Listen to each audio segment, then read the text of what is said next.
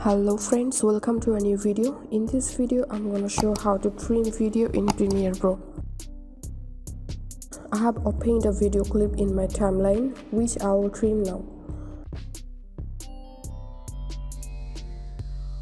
Click this razor tool, then click on any part of the video. Also we can use keyboard shortcut to open razor tool.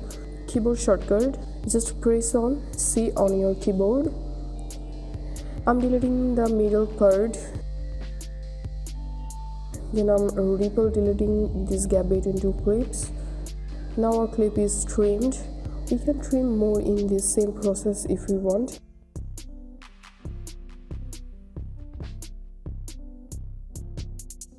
And this is how we can trim video in Premiere Pro.